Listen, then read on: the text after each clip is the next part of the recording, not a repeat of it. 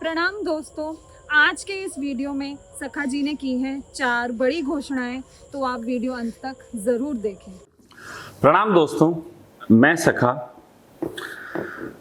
जीवन के इस रंगमंच पे मैं एक ऐसे विद्यार्थी की तरह हूं जो एक शिक्षक का रोल निभा रहा। तो यहाँ पे जीवन जो है वो सीखने के लिए और सिखाने के लिए दोनों तरीके से मुझे अनुमति देता है। लेकिन इन सीखने और सिखाने का जो कारवां है, इसमें कुछ फर्ज हैं जिसकी वजह से ये सारी चीज़ें होती हैं। शास्त्र कहते हैं कि इंसान के ऊपर 4 तरह के कर्ज होते हैं और जब तक उन 4 कर्जों से पूर्णतः मुक्त ना हो इंसान, कोई भी मुक्त नहीं होता। सबसे पहला कर्ज होता है माता पिता का, दूसरा कर्ज होता है गुरु का, तीसरा कर्ज होता है समाज का और चौथा कर्ज होता है उस परमात्मा का जिसने तुम्हें ये जीवन दिया। मेरे देखे ये 4 कर्ज जो हैं वो अलग अलग तरीके से काम करते हैं।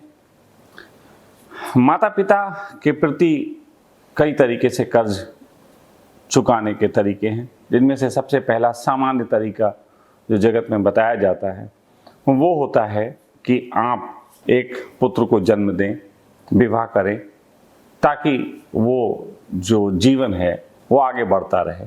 ये एक कर्ज निपटाने का तरीका है। दूसरा तरीका है आप कुछ ऐसा करें जिससे आपके माँ बाप का नाम याद रखा जाए। तो ये 2 तरीके ही मैं इम्पोर्टेंट मानता हूँ। इसके तहत मैंने कह सकता हूँ कि विवाह भी किया, 2 पुत्रियाँ भी हैं और वो अपने जीवन को आगे लेके चल रही हैं। तो इस तरीके से वो कर्ज में निपटा चुका। दूसरा कोशिश है कि मैं कुछ ऐसा करके जाऊं कि मेरे पिता कहीं ना कहीं याद किए जाएं, पहचाने जाएं। ये भले ही इसमें किसी लोगों को लालच लगे, कुछ लगे, लेकिन इस तरीके की जो अवधारणा है उसके पीछे भी एक कारण है, क्योंकि इस तरीके की अवधारणा इंसान को समाज में बहुत कुछ अच्छा करने की प्रेरणा देती है। तो इन अर्थों में ये बहुत अच्छी अवधारणा है। दूसरा फर्ज मैंने गुरु का कहा। गुरु का फर्ज जो है वो निपटाने का कुछ अलग ढंग है। गुरु ने आपको जो दिया, गुरु ने जो आपको समझ दी, उसको कैसे आप समाज के बीच लेके आते हैं, अपने गुरु का नाम करते हैं, ये एक सबका अपना अपना ढंग है। तीसरी चीज़ जिसको हम कह सकें समाज का ऋण। समाज का ऋण निपटाने के भी कई तरीके हैं। उसमें से सबसे निम्नतम तरीका है कि आप कोई भी काम जो करते हैं, आप अगर मजदूरी भी करते हैं, आप दुकान भी चलाते हैं, आप नौकरी भी करते हैं, तो कहीं ना कहीं उसको ईमानदारी से करना समाज के ऋण को चुकाना है। उसके अतिरिक्त भी समाज के कर्ज को चुकाने के तरीके हैं कि जिस समाज में आप पैदा हुए उसको आप और बेहतर करें, ताकि आने वाली पीढ़ियां, आने वाले लोग उस समाज में और अच्छे से यात्रा कर सकें। जिस समाज में आपने जो तकलीफ़ें झेली वो तकलीफ़ें दूसरों को ना झेलनी पड़ें। तो ये तीसरे तरीके का कर्ज है। चौथा कर्ज परमात्मा को है, जिसको मोक्ष कहा गया। और मेरा ऐसा मानना है कि जो ये 3 कर्ज नहीं निभा पाता उसको चौथा कर्ज कभी मिलता नहीं, और जो 3 कर्ज निभा लेता है चौथे कर्ज के लिए उसकी पात्रता स्वयं ही निर्मित होती। ये 3 दर्द लिए ही मैं घूमा हूँ एक विद्यार्थी की तरह, और साथ साथ जो मुझसे सीखने आए उनको सिखाए भी इन 3 तरीके के दर्द हैं। कवि को राज कपूर के गानों में इन्हीं 3 दर्दों को मैंने सुना था कि किसी की मुस्कुराहटों पे हो निसार, किसी का दर्द मिल सके तो ले उधार, किसी के वास्ते हो तेरे दिल में प्यार, जीना इसी का नाम है। जब जब मैंने अपनी जितनी भी योग्यता बना पाई, उस योग्यता के आधार पे मैंने कोशिश की कि इन 3 कर्जों को मैं समय समय पे उतारता चलूं। उसी कड़ी में सखा वेलनेस का निर्माण हुआ। सखा परिवार उसमें एक महत्वपूर्ण भूमिका निभाता है, और मैं आभारी हूं उन सभी बच्चों का जो इसको आगे बढ़ाने में सहयोग करते हैं। साथ ही साथ मैंने हमेशा ये चाहा है कि मैं अगर उन बच्चों का एक तरफ पिता हूँ तो कहीं ना कहीं उनको वो चीज़ें दे के जाऊँ जो वो आगे चल के बेहतर ढंग से पूरी कर सकें। इसी को ध्यान में रखते हुए हम लोगों ने यहाँ सखा वेलनेस जब स्टार्ट किया तो एक छोटा सा संकल्प था, क्योंकि एक समय था सखा वेलनेस एक छोटी जगह में था, हम काम करते थे। लेकिन आज सखा वेलनेस इतना बड़ा है कि काम को अगर विस्तार ना दिया जाए तो बात पूरी नहीं होती। इसके तहत मैंने कुछ दिनों पहले ही आपसे कहा था कि मेरी कोशिश है कि जगत में जिस तरीके की लड़ाइयाँ चलती हैं स्वास्थ्य को लेके, हर पैथी एक दूसरे से लड़ती है, तो मेरा एक प्रयास रहेगा कि मैं ये लड़ाई समाप्त करूं और कम से कम अपने यहाँ तो समाप्त करूं। उसी कड़ी में आगे बढ़ते हुए अगले महीने यानी कि जून में 11 जून को सखा वेलनेस आपके लिए एक नई चीज़ लेके जा रहा है, और वो नई चीज़ है सखा आयुर्वेदिक हॉस्पिटल। ये सखा आयुर्वेदिक हॉस्पिटल जो है वो आपके लिए शुरू किया जा रहा है, जो कि बहुत अच्छे डॉक्टरों की देखरेख में, आयुर्वेद के जो डॉक्टर हैं उनकी देखरेख में एक नए ढंग से चलाया जाएगा। इसमें ये पहला ऐसा हॉस्पिटल होगा सहारनपुर क्षेत्र में जहाँ पे बेडिंग की सुविधा भी उपलब्ध है। तो ये सारा ही आयुष मंत्रालय से सारी परमिशन के बाद स्टार्ट किया जा रहा है। इसकी इस समय तैयारियां चल रही हैं। ये आयुर्वेदिक हॉस्पिटल में मैं कोशिश ये भी करने वाला हूं, क्योंकि आयुर्वेद का और ज्योतिष का बहुत पुराना रिश्ता है, तो कोशिश करूंगा कि ज्योतिष के ज्ञान को भी आयुर्वेद के साथ समेटते हुए आयुर्वेद को एक नई ऊंचाई आज के युग में, जबकि आयुर्वेदिक अपने आप में बहुत ऊंचाई रखता है, लेकिन आज के युग में एक नई ऊंचाई तो पहुंचाने के लिए आयुर्वेद काम कर सके। और केवल ये प्रयास सखा वेलनेस का आयुर्वेद तक सीमित नहीं रहने वाला है। भविष्य में यहाँ पे एलोपैथी को भी शामिल किया जाएगा और उन सभी पैथियों को शामिल किया जाएगा जो उपचार की विधि में काम आती हैं। क्योंकि हमारा लक्ष्य ये नहीं है कि कौन पैथी अच्छी है, क्योंकि हमारा लक्ष्य होना ये चाहिए एक वेलनेस सेंटर होने के नाते कि जो व्यक्ति मरीज आ रहा है वो ठीक होके जाए, चाहे वो किसी भी पैथी से ठीक हो। और आप सब जानते हैं निश्चित ही सभी पैथी कुछ ना कुछ अच्छी योग्यताएं रखती हैं, लेकिन कोई भी पैथी 100% कंप्लीट नहीं है। यही कारण है कि बहुत से डॉक्टर आयुर्वेद के उपचार में भी शामिल होते हैं और बहुत से आयुर्वेदाचार्य अगर ज़रूरत पड़ जाए तो उन्हें जो है एम्स में भी एडमिट होना पड़ता है। और इसमें कोई बुरी बात नहीं है, क्योंकि सर्वप्रथम हमारा जीवन ही सबसे कीमती होता है। तो ये जो आयुर्वेद हॉस्पिटल है इसका आरंभ किया जा रहा है। साथ ही साथ में एक और चीज़ हम करने जा रहे हैं, वो ये है अभी की योग्यता रखते हुए जितनी हमारी योग्यता है उसके अनुसार सहारनपुर क्षेत्र में जो भी व्यक्ति अगर बीपीएल कार्ड रखता है, यानी कि गरीबी रेखा से नीचे आता है और उसके पास बीपीएल कार्ड है, तो वो अभी बीमार है या नहीं है, लेकिन यदि वो हमारे पास आता है और अपना एक कार्ड बना लेता है जो कि सखा परिवार ट्रस्ट की ओर से बनाया जाएगा, ऐसी स्थिति में उस व्यक्ति का भविष्य में जो भी बीमारी होती है उसका आयुर्वेदिक तरीके से, मैं फिर कह रहा हूँ ये गौर कर लीजिए, उसका आयुर्वेदिक तरीके से उपचार जो है वो निःशुल्क होगा, जिसमें उसको किसी भी तरीके के पैसे देने की आवश्यकता नहीं है, जिसमें डॉक्टर की देखरेख और साथ साथ जो है उसको जो भी दवाइयाँ होंगी वो भी उपलब्ध कराई जाएंगी। बीपीएल कार्ड धारकों के लिए केवल ये योजना है। उसके अतिरिक्त भी हमारे दिल में जगह है, लेकिन वो हम अभी सारा कुछ नहीं कर सकते। भविष्य में जैसे जैसे हमारी सामर्थ्य बढ़ेगी हम ये करेंगे। तो ये हो गया आपके आयुर्वेद हॉस्पिटल के संबंधित कुछ सूचनाएं, लेकिन केवल इतनी ही नहीं है। जैसे मैंने कहा कि 4 कर्ज हैं, अब ये कर्ज समाज के प्रति एक कर्ज है जो उतारने के लिए मैं कार्य कर रहा हूँ, जिसमें स्वास्थ्य को मैंने चुना है क्योंकि ये मेरी योग्यता है, मेरे ग्रह, मेरी कुंडली, मेरी समझ मुझे कहती है कि इसमें मैं बेहतर से काम कर सकता हूँ, इसलिए मैं इसको कर रहा हूँ। साथ ही साथ मेरा दूसरा जो है अध्यात्म जिसके बगैर मैं अपने आप को बिल्कुल भी असहाय पाता हूँ, तो कह सकता हूँ कि इसका तो मैं दामन कभी छोड़ ही नहीं सकता। भले ही कभी थोड़ी देर के लिए मैं नाराज़ हो जाऊँ, लेकिन अंततः मैं इसका दामन नहीं छोड़ पाता। तो इसी को ध्यान में रखते हुए मैंने ये जाना है कि जीवन में जितने भी प्रकार के आज समस्याएं हैं, मतभेद हैं, उन सब का कारण सिर्फ एक है, और वो है मनुष्य की जुबान। निश्चित ही मेरी जुबान भी उसमें एक कारण बन सकती है और बनी है। बहुत बार मैं एक विद्यार्थी होने के साथ साथ, जैसे मैंने कहा कि मैं एक शिक्षक का रोल निभा रहा हूँ, तो बहुत बार ऐसा हुआ है कि शिक्षक के रोल को ईमानदारी से निभाने में मैं कभी कभी इतना कठोर हो गया हूँ कि बहुत से विद्यार्थी मुझसे नाराज हुए। तो मैंने सोचा कि क्यों ना ये जुबान बंद की जाए और एक नए तरीके से अपनी बात कहने, क्योंकि हर बार सीखूंगा। मैंने कहा मैं विद्यार्थी भी हूँ, शिक्षक भी हूँ, सीखूंगा और सिखाऊंगा, यही काम है मेरे। तो मैंने जो सीखा है वो ये सीखा है कि जितना हो सके शब्दों को हटाया जाए, गुर्डम को हटाया जाए, उन सारी चीज़ों को हटाया जाए जो कहीं ना कहीं मनुष्यों के बीच में एक विवाद का कारण बनती है। इसी कड़ी में एक नवीन प्रयास है।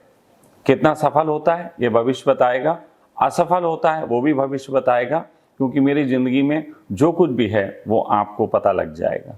लेकिन प्रयास करता हूँ, ये सदा से है, वो कभी नहीं छोड़ूंगा मृत्यु के अंतिम पलों तक।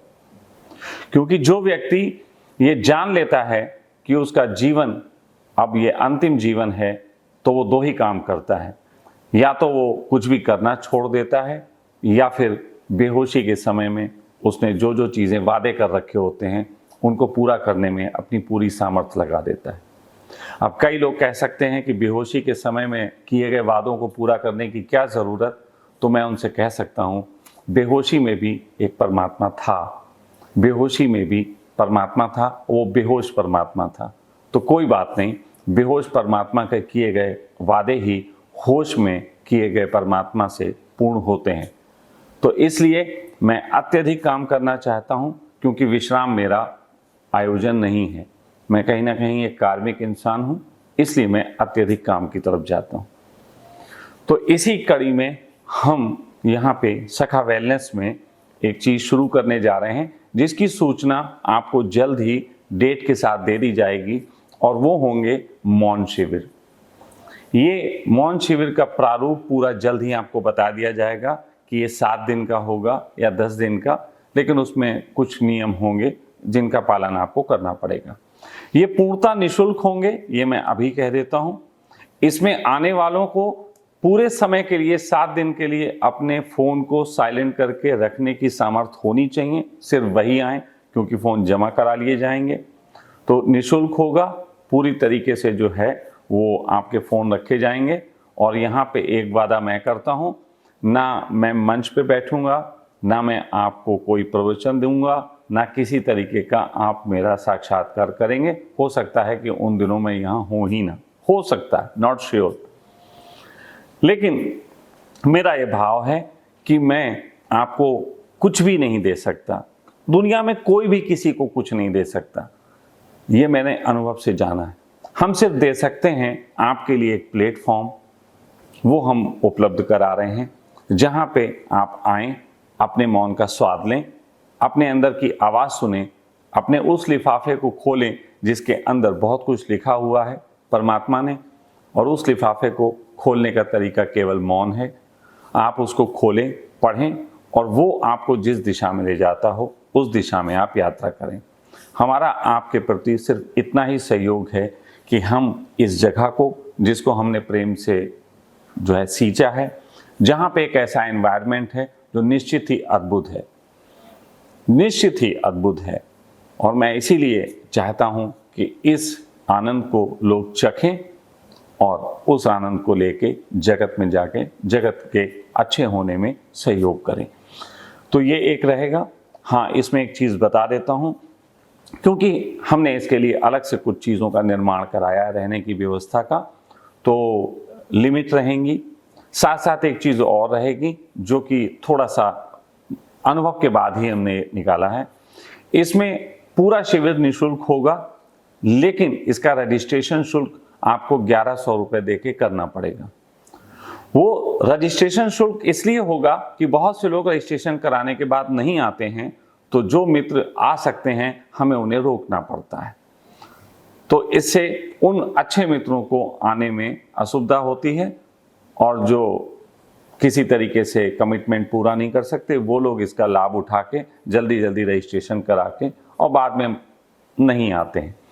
तो इन सबको ध्यान में देते हुए 1100 रुपये रजिस्ट्रेशन शुल्क रहेगा अनिवार्य रूपेण, और वो 1100 रुपये आप जब यहाँ आएंगे सबसे पहले आपको 1100 रुपये वापिस किए जाएंगे और उसके बाद आप शिविर में शामिल होंगे।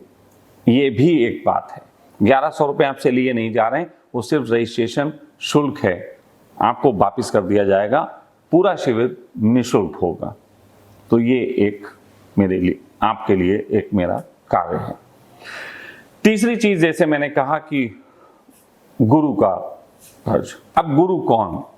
अब ये बड़े झंझट हैं, बहुत सारी चीजें हैं जो गुरु कही जाती, लेकिन सच में गुरु मैं मान सकता हूं कि कोई विचार हो सकता है, कोई व्यक्ति हो सकता है, कोई देशना हो सकती, कुछ भी हो सकता है। तो यूं तो मेरे बहुत गुरु हैं, मैं कितनों का नाम गिनाऊं, लेकिन एक गुरु ऐसा है जिसने मुझे सर्वाधिक संभाला है, और वो गुरु है ज्योतिष। ज्योतिष के प्रति भी मेरा एक भाव उठता है कि मैं ज्योतिष के लिए पूरे जगत में चिल्ला चिल्ला के कहूं कि इसको जानो और समझो, ये तुम्हें वास्तविक मार्ग देता है, किसी तरीके का द्वैत नहीं देता। तो इसके लिए भी मैंने एक कार्य सोचा है, और वो ये होगा कि मैं हफ्ते में 1 या 2 दिन आप लोगों के लिए वीडियो के माध्यम से, जो भी लोग अपनी कुंडली का एनालिसिस कराना चाहते हैं, क्योंकि वो जो राशियों के हिसाब से बताया जाता है वो परिपूर्ण सत्य नहीं होता, हर व्यक्ति की कुंडली का अलग से एनालिसिस करना पड़ता है, लेकिन पूरे जीवन का मुश्किल है। तो हमने एक चीज सोचा है कि वर्तमान में उस व्यक्ति की जो भी एक क्वेश्चन हमेशा होता है कि मैं क्या करूं, एक क्वेश्चन होता है। तो जो भी व्यक्ति ये वीडियो देख रहा है, वो वीडियो में आप नीचे कमेंट्स में ज्योतिष एनालिसिस कराने के लिए अपनी डेट ऑफ बर्थ, जिस दिन आप पैदा हुए, जिस समय पे पैदा हुए और जिस स्थान पे पैदा हुए, और नाम, तो ये 4 जानकारियां अपनी दीजिए। उसके बाद आप नीचे क्वेश्चन लिख सकते हैं जो आप पूछना चाहते हैं, ये कमेंट्स में ही करना पड़ेगा। इसके लिए हम कोई नंबर नहीं देंगे कि आप हमें प्राइवेट उसमें दें। जो लोग प्रश्न खुल के पूछ नहीं सकते उनको हम बता नहीं सकते, ये भी एक ज्योतिष का ही नियम है। तो आप अपना प्रश्न पूछिए, ये सब चीजें अपना दीजिए डाटा, और आपको हर हफ्ते हम 2 बार, वो दिन भी हम बता देंगे कि वो वीडियो के माध्यम से हम उनमें से 8 या 10 लोगों का सिलेक्शन करके और उनके आंसर देंगे, क्योंकि 8-10 लोगों के ही एक वीडियो में दिए जा सकते हैं, अन्यथा बहुत लंबा हो जाता है। तो वो हम 8-10 लोगों का उनका बताएंगे, फ्री ऑफ कॉस्ट, कोई पैसा नहीं है। और फिर जब वो वीडियो बताएंगे तो उस वीडियो में नीचे कमेंट्स करके लोग डाल सकते हैं कि उनको अपने बारे में कौन सा प्रश्न पूछना, और इस तरीके से ये सतत एक प्रक्रिया मैं बनाना चाहता हूं, जिसमें मेरे गुरु के प्रति, जिसको मैं ज्योतिष कहता हूं, वो एक कर्ज निपटाने की बात है। तो ये चारों चीज़ें मैंने आपको कही। इसमें आयुर्वेद हॉस्पिटल भी है, बीपीएल कार्ड वालों के लिए मदद का ऑप्शन भी है निःशुल्क, साथ साथ मौन शिविर की घोषणाएं वो आपको डेट के माध्यम से मिल जाएंगी। उसके लिए नीलेश पूरे तरीके से कार्य करेगा। मौन शिविर में जैसे मैंने कहा कि मैं आपके लिए गुरु के रूप में बिल्कुल उपस्थित नहीं होऊंगा, लेकिन आपको ऐसी 1-2 विधियों से परिचित जरूर कराया जाएगा जो कि आपको मौन की गहराइयों में ले जाने का कार्य करे, और उन विधियों के संबंध में आपको सिखाने के लिए यहाँ पे मैंने जिजित को ये जिम्मेदारी दी है, और वो जिजित इसको निभाएगा। ज्योतिष के संबंध में निश्चित ही मैं कार्य करूँगा, लेकिन मेरे सहयोगी के रूप में नियति इसमें शामिल रहेगी और वो इस कार्य को देखेगी। बीपीएल कार्ड के संबंध में 2 लोगों को जिम्मेदारी दी जा रही है जो कि बीपीएल कार्ड बनाने का काम करेंगे। बीपीएल कार्ड वालों का सखा परिवार ट्रस्ट की तरफ से एक पुस्तक बनाने का कार्य होगा, और वो कार्य जो है मैं रजनीश को और ललित को सौंपता हूँ। ये दोनों लोग उस कार्य को देखेंगे। तो इस तरीके से कुछ कार्यों के बंटवारे किए गए सखा परिवार के सदस्यों के लिए, ताकि उनकी ज़िंदगी को भी एक दिशा मिले। तो ये सारी चीज़ें हैं, ये पूर्ण हो चुकी हैं। अंत में मैं एक चीज़ कहना चाहूँगा, क्योंकि कई बार मैंने ऐसे देखा है कि जब कोई एक व्यक्ति आयोजन करता है तो कहीं ना कहीं वो आयोजन भले ही कितना अच्छा हो, भले ही कितने दिल से हो, लेकिन कहीं ना कहीं वो आयोजन एक अहंकार की तरफ भी उसको ले जाता है कि मैंने ये आयोजन अच्छा किया। बहुत साल पहले की एक घटना बताऊंगा और उस घटना से ही प्रेरित होकर मैं अपनी आगे की बात करूंगा। बहुत साल पहले मैंने देखा था कि जब मैं संन्यास लिया, 97 के आसपास की बात है, तो हम देखते थे उस समय मोहल्ले में आस पड़ोस में पार्टियां होती थी। कभी कोई पार्टी करता था अपने बेटे की तो दूसरा आदमी दिखाने के लिए उससे बेहतर करता था। आस पड़ोस में कुछ लोग ऐसे भी थे जिनकी सामर्थ्य नहीं होती थी तो वो अपनी कुंडल तक बेच के, मैंने देखा, महिलाएं अपने बच्चों के जन्मदिन मनाती थी। मुझे ऐसी जगह जाने में बड़ी पीड़ा होती थी कि किसी के कुंडल बेचने में मैं सहयोगी हो रहा हूं, मैं नहीं चाहता था। तो उस समय न्यू ईयर का वक्त था, एक पार्टी करने का मेरा प्लान हुआ कि एक पार्टी करते हैं 31 की नाइट, और एक अद्भुत पार्टी का आयोजन किया गया। और वो पार्टी का आयोजन अद्भुत दो तरीके से था। पहला ये कि जितने लोग उसमें शामिल होंगे मोहल्ले के, वो हर परिवार उसमें मात्र 50 रुपए का सहयोग देगा, मात्र 50 रुपए। तो जितने भी परिवार शामिल होंगे वो 50 रुपए का सहयोग दें। कोई ज़्यादा देना चाहता है तो ज़्यादा दे दे, लेकिन 50 रुपए का न्यूनतम सहयोग है, और बाकी जो बचेगा वो मैं कर लूंगा। और ये पार्टी सबकी पार्टी कहलाएगी। और दूसरा नियम ये है कि इस पार्टी में जो भी प्रवेश करेगा वो बिना नृत्य के नहीं करेगा, नृत्य जरूर करेगा। ये उस समय का मेरा भाव था, और वो अपने जीवन की मैं ऐसी पार्टी पाता हूँ। बहुत अद्भुत पार्टी हुई, और उस अद्भुत पार्टी की एक खूबसूरती ये थी कि उसमें किसी प्रकार का ईगो नहीं था कि ये मैंने बहुत अच्छा कर लिया, क्योंकि कहीं ना कहीं सबका सहयोग उसमें शामिल हो गया था। इसी को ध्यान में रखते हुए मैं आपको बताना चाहता हूं कि हमारी सखा परिवार जो ट्रस्ट है, जो कि ATG और 12A का रजिस्ट्रेशन भी जिसमें शामिल है, हमारी ये ट्रस्ट ये सारे कार्यों के खर्चे उठाने का काम करती है। अगर आप चाहते हैं और आपको लगता है कि हम एक ऐसा कार्य कर रहे हैं जिस कार्य को पीछे से सपोर्ट देना चाहिए, तो निश्चित ही हम आपको सखा परिवार ट्रस्ट है उसका अकाउंट नंबर और जो भी चीज़ें हैं हम अंत में आपको उपलब्ध कराते हैं। यदि आपको लगता है कि इस कार्य में आपको सहयोग देना है तो आप सहयोग दे सकते हैं। ज़्यादा सहयोग देने वालों को हम ATG के तहत जो है उनको रसीद भी देंगे, जिसका उपयोग वो लोग जो हैं अपने टैक्स बचाने के लिए कर सकते हैं। तो कुल मिला के ये सारी बातें थी जो मुझे आपके बीच कहनी थी। कल एक बहुत अच्छा दिन है, 15 तारीख है, और आज ये जो मैं रिकॉर्डिंग कर रहा हूँ ये 14 तारीख में कर रहा हूँ। बहुत से ग्रह बदलने जा रहे हैं, बहुत सी चीज़ें बदलने जा रही हैं। 18 सालों के लिए बहुत कुछ जगत में परिवर्तन होने वाला है, और मैं चाहता हूँ कि उस परिवर्तन में सखा परिवार जो है वो एक महत्वपूर्ण भूमिका निभाए, जिसका केंद्र जो है वो सखा वेलनेस सहारनपुर होगा। प्रणाम। तो दोस्तों, ये 4 घोषणाएं आपको कैसी लगी? आप अपने विचार हमारे कमेंट बॉक्स में ज़रूर साझा कीजिएगा, और इन 4 घोषणाओं से संबंधित डिटेल जानकारी हम आपको जल्द मुहैया करवाएंगे। धन्यवाद।